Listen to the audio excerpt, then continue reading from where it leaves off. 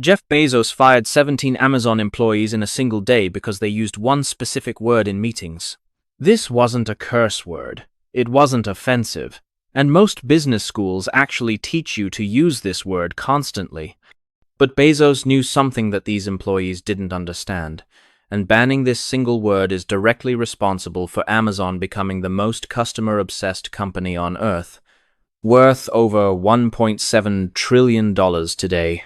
I'm about to reveal the exact word that Jeff Bezos made illegal at Amazon, and more importantly, I'm going to show you why eliminating this word from your vocabulary could completely transform your business, your career, and even your personal relationships. But here's the crazy part. 99% of entrepreneurs use this forbidden word multiple times every single day without realizing they're sabotaging their own success. What's up, everyone? Welcome back to the channel where we uncover the billion-dollar secrets that shaped the world's most successful companies. If you're new here, I've spent over a decade studying the hidden strategies of legendary entrepreneurs, and our 10 million subscribers know that I share insights you literally cannot find anywhere else on YouTube.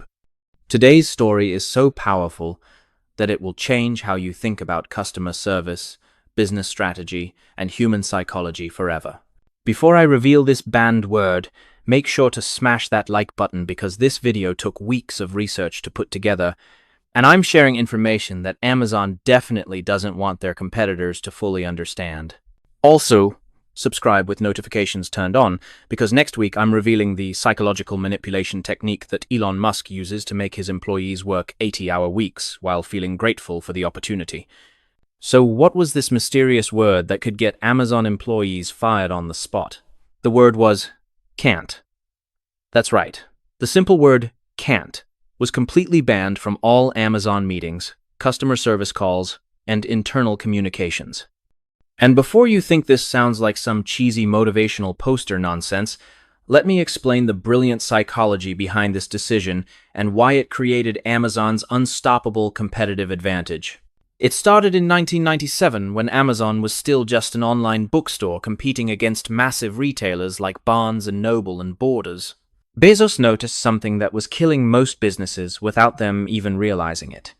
Whenever customers had unusual requests or problems, employees would automatically respond with phrases like, "We can't do that," "That's not possible," or "We can't make exceptions."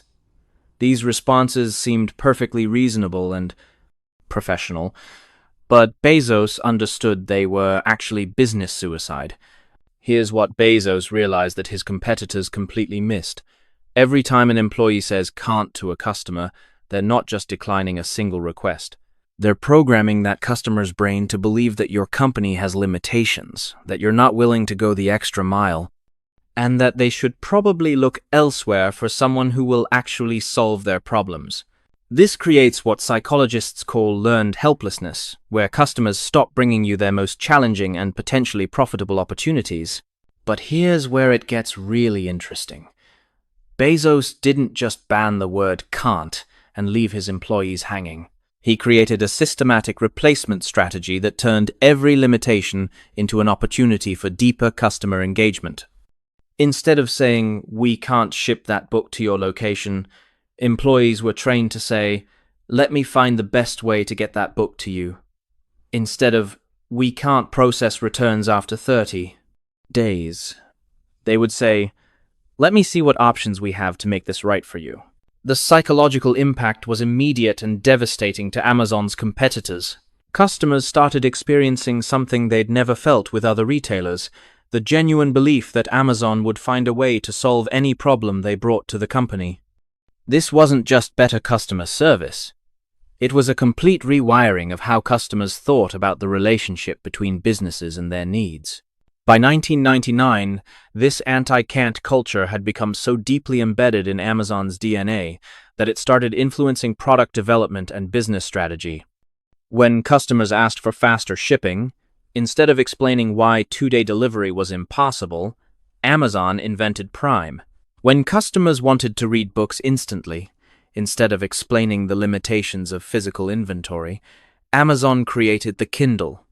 When customers wanted to watch movies at home, instead of accepting the constraints of traditional media distribution, Amazon built Prime Video.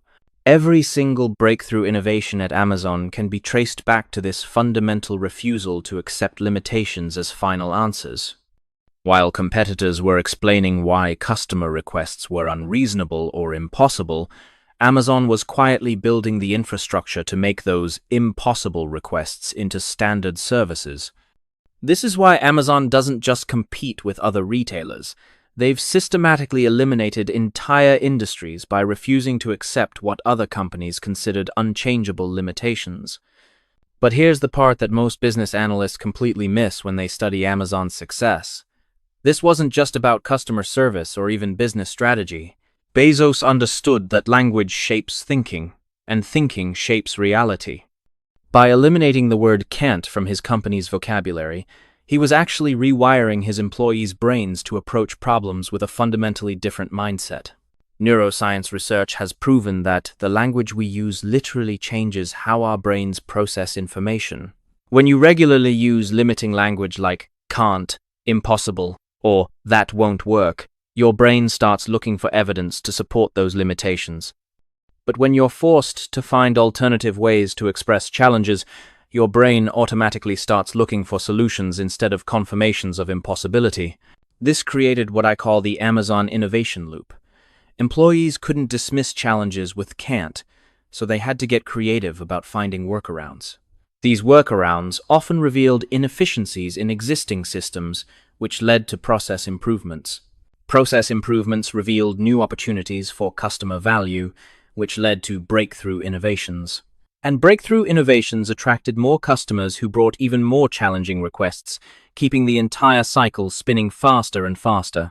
The most powerful example of this happened in 2002, when a customer called Amazon asking if they could deliver a single book to rural Alaska within 24 hours for a sick relative.